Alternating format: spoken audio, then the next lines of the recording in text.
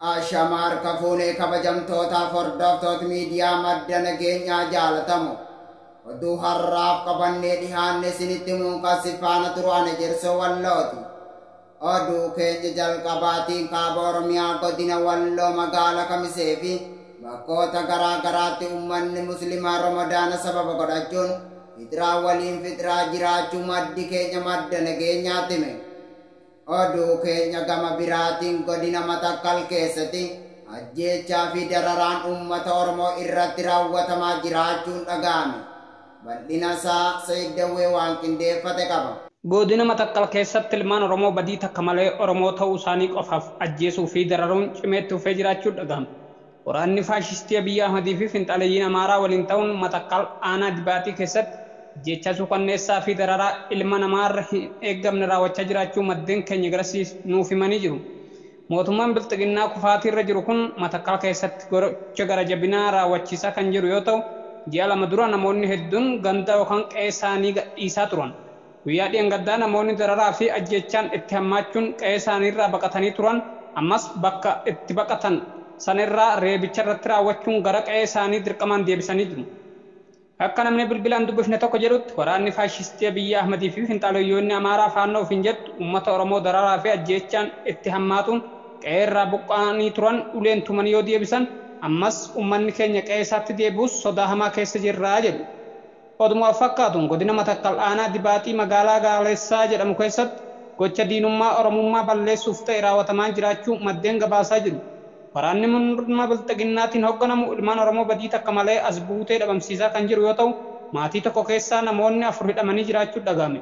Namoonni kunneen keessaa obbo Abarraa Injifataa Abbaa, dargaggoo Darajjee Abarraa ilma, dargaggoo Nagaasaa Abarraa ilma yoo ta'u, dargaggoo Dirribaa Abarraas ilma yoo ta'an namoonni biroon ammoo qorichumatti hidhamuun roorrifamaa jira jedhu. Kanneenis kan armaan gadii kana obbo Biraanuu Maashaa fi ilma isaanii dargaggoo Teedii Biraanuu, obbo Abbabaa Hootolaa dura bu'aa mana barumsaa Gaaleessaa yoo ta'u, achi buuteen isaanii hanga ammaa hin beekamne jedhu maddeen keenya gabaasnuuf laatan. Ilmaan Oromoo Matakkal keessatti argaman irratti dararaan cimee akka itti fufee jiru odeeffanne. Hospitaalli Salaalee waraana mootummaa faashistii Abiyyi Ahmad malee uummata akka hin tajaajille dhorkamee jiraachuun dhaga'ame. Guutuun gabaasa kanaa akka itti aanutti isiniif dhiyaata. Hospitaalli Salaalee waraana mootummaa bilxiginnaa malee hawaasa naannichaa yaala dhorkee jiraachuun dhaga'ame. Mootummaan faashistii Abiyyi Ahmad tibbana godina Salaalee keessatti uummata nagaa irratti saamichaa fi ajjeechaa suukanneessaa raawwachaa jiraachuu isiniif gabaasnee jirra. Godina Salaalee keessatti waraana mootummaatiin alatti uummanni mana yaala dhabuun rakkachaa jiraachuu maddi keenya madda nageenyaatti hime. Akka maddi keenya gabaasanuuf laate kun jedhutti godina Salaalee keessatti hospitaala 2 qofaatu argama. Isaanis hospitaala Garba Gurraachaa fi Finceedha. Manni yaala kun lammeen yeroo ammaa kana waraana mootummaa bilxiginnaa malee kan biraa akka hin yaalle godhamuun uummanni rakkoo hamaa keessa jiraachuu dubbatu maddi keenya gabaasanuuf laate. Oduma wal fakkaatuun kaaba Oromiyaa godina Walloo keessatti qotee bulaan Oromoo Walloo mana yaala dhabuun rakkachaa kan jiran yoo ta'u, hospitaala guddaa magaala Dasee kan mootummaan tajaajila kennu keessattis yaala dhorkamanii akka jiran isiniif gabaasaa turuun keenya ni yaaddatama. Mootummaan bilxiginnaa kufaatii irra jiru kan naasuu ilma namaa hin qabne waraana isaa uummata Oromoo irratti labsu waraanni isaa yeroo madaa'e hospitaala uummataa tajaajila kennaa ture uummata irraa dhorkuun waraana isaa tajaajila kennaa jiraachuun beekamaadha. Humnoonni Tigraay naannoo Affaar guutumaan guutuutti gadi dhiisanii ba'uu obbo Geetaachoo Raddaa himanii jiru. Bal'ina isaa Umar Saba waan qindeeffate qaba. Humnoonni Tigraay naannoo Affaar keessaa guutummaan guutuutti gadhiisanii bahuu dubbii himaan adda bilisa baasaa uummata Tigraay obbo Geetaachoo Raddaa dubbachuu isaanii Reuters gabaasee jira. Humni isaanii bahuun isaa baay'ee barbaachisaa kan ta'eef ammoo naannoo Tigraay beelaan miidhamaa jiruuf gargaarsi nyaataa sirriitti galuu danda'a abdii jedhu akka qaban ibsuu isaanis gabaasni kun eeree jira. humni keenya Affaar keessaa baheera jechuun ture obbo Geetaachoo Raddaa Rooyitersitti guyyaa wiixataa kan dubbate. Gabaasa TPLF humna waraanaa kiyya Affaar keessaa guutummaan guututti baaseera jedhu ilaalchisee deebiin mootummaa federaalaa argachuudhaaf tajaajila koominikeeshinii mootummaa fi aangawoota Affaariif irra deddeebiin bilbilullee bilbila keenyan waan hin kaasneef hin milkoofne. Haa ta'u malee tajaajila koominikeeshinii mootummaa konkolaataawwan sagantaa nyaata addunyaa meeshaalee gargaarsa fe'an 74 gara Tigraayitti imalaa jiru jechuun guyyoota 3 dura baaseen humnoonni Tigraay naannolee Affaarii fi Amaaraa keessaa guutummaan guututti akka bahaniif gaafatee jira. Ibsa isaa kanaan konkolaataawwan fe'iinsaa 125 gara Tigraay deemanii hin deebi'in jiran akka deebi'aniif hawaasni addunyaa dhiibbaa akka irratti taasisuuf gaafatee jira. Guyyoota muraasa dura TPLF naannoo Affaar keessaa guutummaan guututti bahuudhaaf hojmaanni gargaarsi namoomaa danqaa tokko malee itti dhiyaatu diriirfamuu fi tajaajilawwan misoomaalee bu'uuraa addaan citanii turan deebisuu dabalatee haaldureewwan muraasa kaa'uun isaanii ni yaadatama.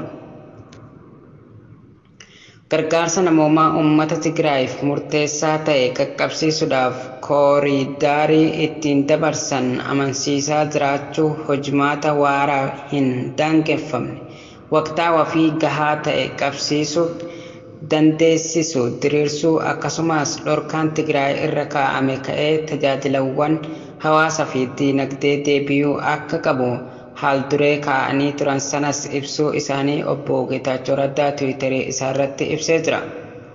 Waraanichaan walqabsiisee naannoo Tigraay tajaajilawwan bu'uuraa akka ibsaa, bishaan, bilbila geejjibaa fi baankidhaa addaan citanii jiru.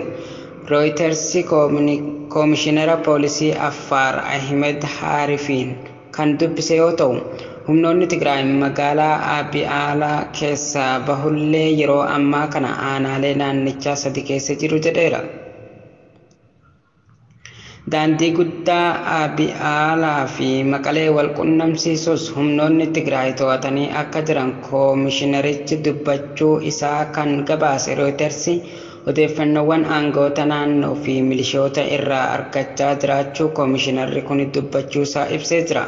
Humnoonni TPLF naannoo Affaar zoonii Huleet keessatti aanaalee argaman 2 to'annoo isaa jala kan oolfate walakkeessa baatii amajjii keessa ture. Kanaan dura itti gaafatamaan biiroo koominikeeshinii Affaar obbo Ahmed Haalooyitaa humnoonni TPLF naannoo Affaar zoonii Huleet keessatti aanaalee argaman 5 to'achuu isaanii dubbatee ture. Aanaalee godina Kilbeet raasuu TPLF to'annoo isaa jala oolfatee ture 5 keessaa Abiyaalaan, Magaalee, Ereebiitii fi Barihilleen ni argamu. Torbaanota muraasa dura mootummaan federaalaa gargaarsi namoomaa haala si'aa ta'een naannoo Tigraay qaqqabsiisuuf jecha dhukaasa dhaabuudhaaf murteessuu isaa beeksisee ture. Humnoonni Tigraay gargaarsi gahaan naannicha yeroo gidduu galeessaan hanga qaqqabetti waliigaltee dhukaasa dhaabuu akka kabaju dubbachuun isaanii ni yaadatama. Mootummaan ibsa murtee walitti bu'iinsa dhaabuu beeksiseen humnoonni Tigraay haleellaa kamiirrayyuu akka of qusatanii fi bakkeewwan naannolee ollaa humnaan qabatan keessaa akka bahaniif gaafatee ture. Tibba kana TPLF humna isaa naannoo Affaar keessatti bakka Irbeetii jedhamu keessaa baaseera kan jedhu yoo ta'u, murtee kanarra kan gaheefis waliigalteen namoomaaf taasifame kabajamee gargaarsi namoomaa osoo hin daangeffamin Tigraay akka qaqqabuuf jechuun isaanii yaadatama. Waraana dhaabuun ergaa labsamee booda kan kaleessaa dabalatee konkolaataawwan gargaarsaa qaqqaban 144 ta'uu isaanii odeeffannoon sagantaa nyaata addunyaa kan eeru yoo ta'u, namoota gargaarsi barbaachisu miliyoonaan lakkaa'aman qaqqabsiisuun hin danda'amne jedhamee jira. Egaa kabajamtootaaf hordoftoota miidiyaa madda nageenyaa oduun har'aaf qabannee dhihaanne kana gammaa daawwattanidha. Qophiilee madda nageenyaa fan daawwachuu barbaaddan Tiwiitara keenyaa fi yuutuubii keenya jalaa dhaqaa isiniin jecha. Agawaan nu waliin turtaniif galatooma.